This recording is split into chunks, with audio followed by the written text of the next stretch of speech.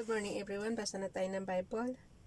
Pang July 31 na natin today ng basa. Psalms chapter 54, 55, and 56 and Romans chapter 3. Buong chapter 3 guys. Hanggang saan yung chapter 3? Chapter 3 verse 1 to 31. Pang July 31, 2021 na natin.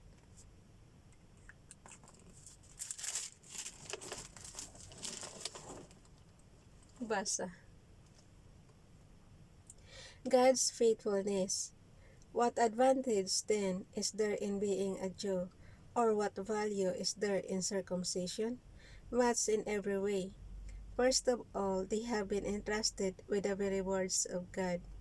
What if some did not have faith? Will their lack of faith nullify God's faithfulness? Not at all. Let God be true, and every man a liar, as it is written, so that you may be proved right when you speak, and prevail when you judge. Verse 5. But if our unrighteousness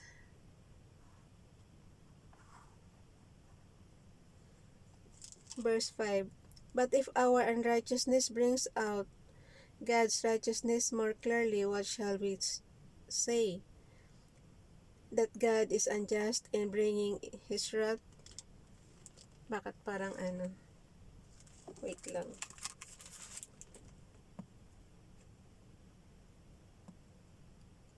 Para kasi may umano sa ulo ko. Verse 5. But if our unrighteousness brings out God's righteousness more clearly, what shall we say? That God is unjust in bringing His wrath on us? I am using a human argument. Certainly not.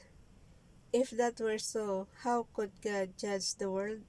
Someone might argue, if my falsehood enhances God's truthfulness and so increases His glory, why am I still condemned as a sinner? Why not say, as we are being slanderously reported as saying, and as some claim that we say, let us do evil, that good may result? Their condemnation is deserved. No one is righteous. Verse 9. Yan ang title niya. No one is righteous. What shall we conclude then? Verse 9. What shall we conclude then? Are we any better? Not at all. We have already made the charge that Jews and Gentiles alike are all under sin, as it is written, there is no one righteous, not even one. There is no one who understands. Sa verse 11 guys, there is no one who understands, no one who seeks God. All have turned away, they have together become worthless. There is no one who does good, not even one. Their throats are open graves, their tongues practice deceit. The poison of vipers is on their lips. Their mouths are full of cursing and bitterness. Their feet are swift to shed blood. Ruin and misery mark their ways, and the way of peace they do not know. There is no fear of God before their eyes. Verse 19. Now we know that whatever the law says, it says to those who are under the law, so that every mouth may be silenced, and the whole world held accountable to God. Therefore, no one will be declared righteous in His sight by observing the law. Rather, through the law, we become conscious of sin. Nakalagay dito sa title naman, forgiveness of sin through Christ, righteousness through faith. Verse 21. But now a righteousness from God apart from law has been made known, to which the law and the prophet testify. The righteousness from God comes through faith in Jesus Christ To all who believe, there is no difference, for all have sinned and fall short of the glory of God, and are justified freely by His grace through the redemption that came by Christ Jesus. Verse 25. God presented Him as a sacrifice of atonement through faith in His blood. He did this to demonstrate His justice because, in His forbearance, He had left the sins committed beforehand unpunished. He did it to demonstrate His justice at the present time, so as to be just and the one who justify those who have faith in Jesus. Verse 27. Where then is boasting? It is excluded. On what principle? On that of observing the law? No, but on that of faith. For we maintain that a man is justified by faith apart from observing the law. Verse 29. Is God the God of Jews only? Is He not the God of Gentiles too? Yes, of Gentiles too. O, ito nga gawin nating description, guys. Nakalagay, is God the God of Jews only? So, pang kanila lang ba yung Jews na yun? Sa Jerusalem yan, di ba? Is He not the God of Gentiles too? Tingnan ko nga yung meaning ng Gentiles, guys. Gentiles. Sa Google, meaning ng Gentiles. Matagal na natin ito nababasa. Sa Tagalog kasi hintil siya eh. Pero dito sa... Ay, wait. Mali.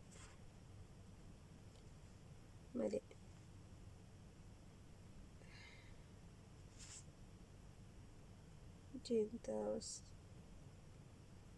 in the Bible. Gentile, a person who is not a Jewish. So, kasala tayo sa Gentile.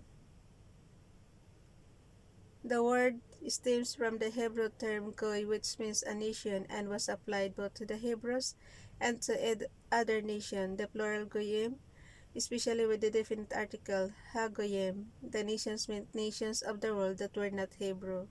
So, kasali tayo sa Gentiles. Hindi tayo Jews. Kasi ang Jews is sa Jerusalem yan eh.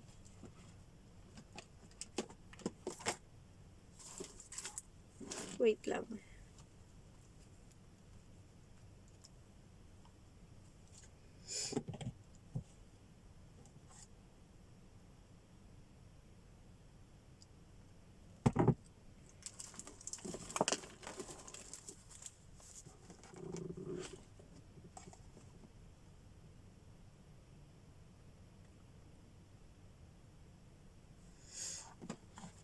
So, pag sinabing Gentiles, guys, a person who is not a Jew.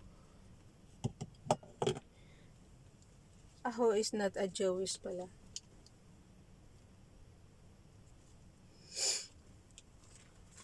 Tapos, tingnan natin yung Jewish. Automatic sa Jerusalem yun. Jewish.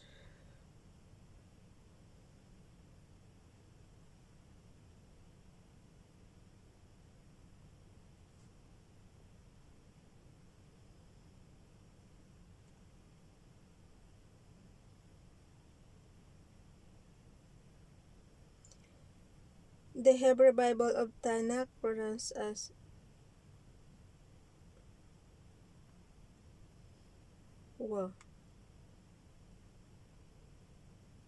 Jewish Bible.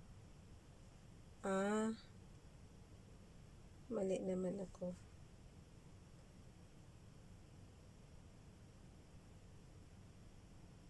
Jewish.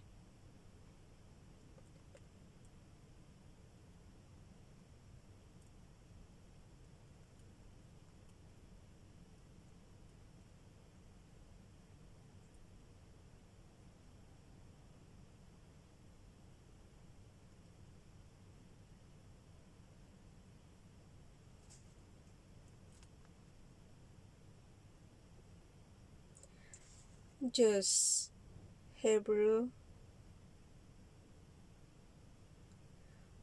Jewish people are members of an ethno-religious group and a nation originating from the Israelites and Hebrews of historical Israel and Judah. So doon nga guys, mga Israelites nga yan, tsaka mga tiga-Israel tsaka sa Judah nga yan. Kaya sila tinawag na Jewish. Jewish people are members of an ethno-religious group. Anong ethno-religious group? Yun ang meaning niya sa Jewish eh. Jewish people are members of an ethno-religious group. Yun. Nakalagay kasi dito guys. Jews,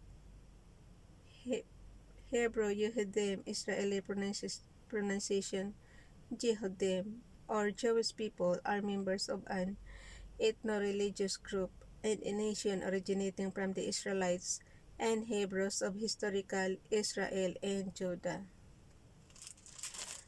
Ay, wag na natin intindihin yan. Basta pag sinabing Jewish sa sa Israelites yan. Kasali tayo sa Gentiles kasi hindi naman tayo tiga-Israel. Ulitin natin ng basa. Verse 28 ng Romans chapter 3. Is God the God of Jews only? Is He not the God of Gentiles too? Yes, of Gentiles too. Yan ang sagot. Since there is only one God, how will justify the circumcised by faith and the uncircumcised through the same faith? Do we then nullify the law by this faith? Not at all. Rather, we uphold the law. So, yun.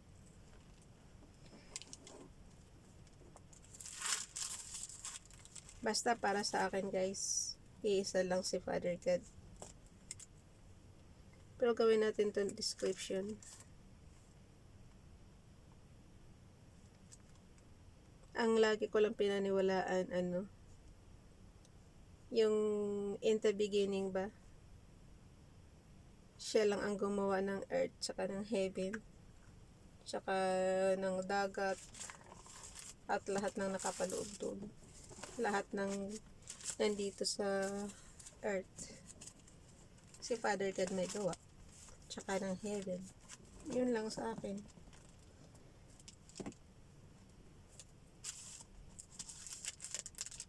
Dito na tayo sa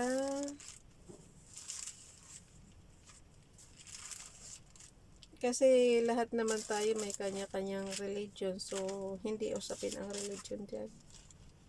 Nasa pananampalataya mo lang yan. Kasi nakalagay doon, ano ba yun? Yung pag sinabing Jews, sila? Members of an ethno-religious group and a nation originating from the Israelites and Hebrews of historical Israel and Judah. So, yun. Dito na tayo sa Psalms chapter 54, 55, and 56.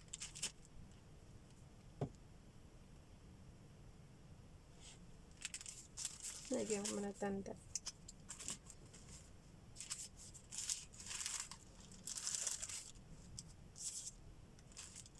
Basta ako, respeto lang ako sa lahat ng ng religion dito sa earth. Wala namang masama kung re-respeto tayo sa kanila, di ba? Kasi may kanya-kanya naman tayong paniniwala. So, we cannot force everybody na sumunod sa pinanampalatayaan natin. Basa na tayo sa Psalms. Chapter 54. Theme, a call for God to overcome enemies. God is our helper even in times of hurt and betrayal. Author David. For the director of music with the string instruments, a maskell of David, when the Ziphites had gone to Saul and said, Is not David hiding among us? Verse 1.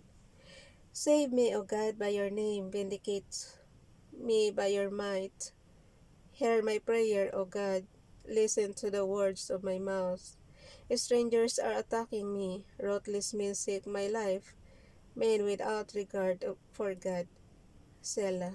Selah means forever, di ba? Nakalagay sa binasa natin kahapon sa Google. Verse 4. Surely God is my help. The Lord is the one who sustains me.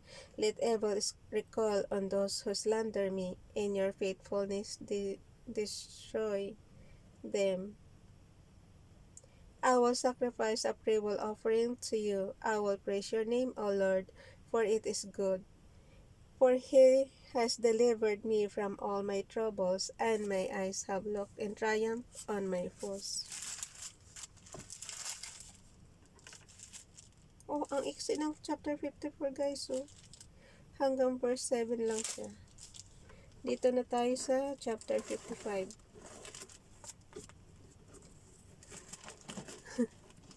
Theme. Expressing deep dismay over the treachery of a close friend when friend's heart as the burden is too difficult to carry alone. David. Author David. Yep. Pag sinaktan ka ng kaibigan mo, masakit talaga. Yun yung title guys eh. When friends hurt us, the burden is too difficult to carry alone.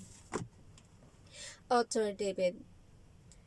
For the director of music, playing with string instruments on a skull of David. Verse 1. Listen to my prayer, O God. Do not ignore my plea. Hear me and answer me. My thoughts trouble me, and I am distraught. At the voice of the enemy, at the stars of the wicked, for they bring down suffering upon me, and revile me in their anger. My heart is an anguish within me. The terrors of death assail me. Fear and trembling have beset me. Horror has overwhelmed me. I said, oh, that I had the wings of a dove. I would fly away and be at rest. I would flee far away and stay in the desert. I would hurry to my place of shelter. Selah. Ay, no. Doon pala yun sa ano, guys. I would, balikan mo yung verse 6. I said, oh, that I had the wings of a dove. I would fly away and be at rest. I would flee far away and stay in the desert. Selah. I would hurry to my place of shelter, far from the tempest and storm. Confuse the wicked, O Lord, confound their speech. For I see violence and strife in the city. Day and night they prowl about on its walls. Malice and abuse are within it. Destructive forces are at work in the city. Traits and lies never leave its streets. Verse 12.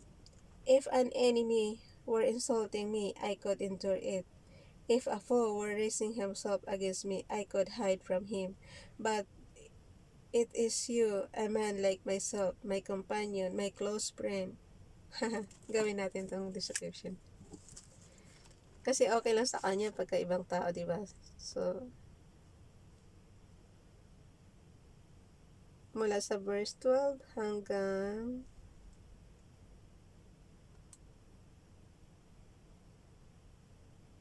verse 13 o verse 14 na. Yan. Habang nagsusulatin natin mamaya. Palitin natin verse 12. Gawin natin description yan.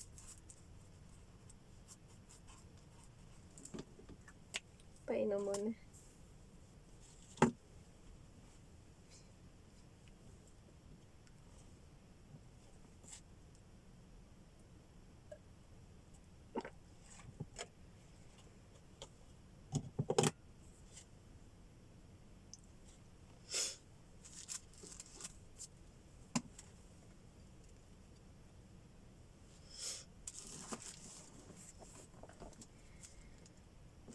Ulitin natin yung verse 12, guys. If an enemy were insulting me, I could endure it. If a foe were raising himself against me, I could hide from him. But it is you, a man like myself, my companion, my close friend, with whom I once enjoyed sweet fellowship as we walked with the throng of the house of the God.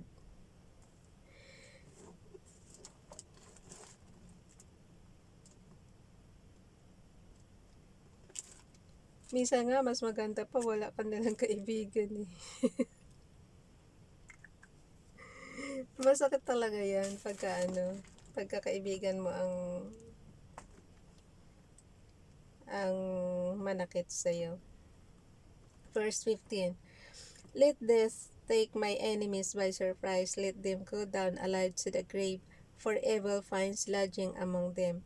But I call to God, and the Lord saves me. Evening, morning, and noon I cry out in distress, and He hears my voice. Verse 18. He ransoms me unharmed from the battle which against me, even though many oppose me. God, who is enthroned forever, will hear them and afflict them. Men who never change their ways have no fear of God. My companion attacks his friends. He violates his covenant. His speech is smooth as butter, yet war is in his heart. His words are more soothing than oil, yet they are drawn swords. Cast your cares on the Lord, and He will sustain you. He will never let the righteous fall, but you, O God, will bring down the wicked into the pit of corruption. Bloodthirsty and deceitful men will not live out half their days. But as for me, I trust in you.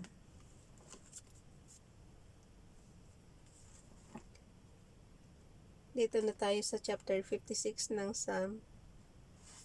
Theme: trusting in God's care in the midst of fear. When all seems dark, one truth still shines bright. When God is for us, those against us will never succeed. Author David. For the director of music, to the tune of a dove on distant oaks of David, Amiktam, when the Philistines had seized him in Gath. Verse 1. Be merciful to me, O God, for men hotly pursue me. All day long they press their attack. My slanderers pursue me all day long. Many are attacking me in their pride. When I am afraid, I will trust in you, in God, whose word I praise. In God I trust. I will not be afraid. What can mortal men do to me? All day long they twist my words. They are always plotting to harm me. They conspire, they lurk, they watch my step, eager to take my life. On no account let them escape. In your anger, O God, bring down the nations. Record my lament, list my tears on your scroll. Are they not in your record? Then my enemies will turn back. When I call for help, by this I will know that God is for me. In God whose word I praise, in the Lord whose word I praise. In God I trust. I will not be afraid. What can man do to me? Verse 12. I am under vows to you, O God. I will present my thank offerings to you, for you have delivered me from death, and my feet from stumbling, that I may walk before God and the light of life. So hanggang dyan lang siya, guys. Hanggang verse 13 ng chapter 56. Okay. Bye everyone. God bless.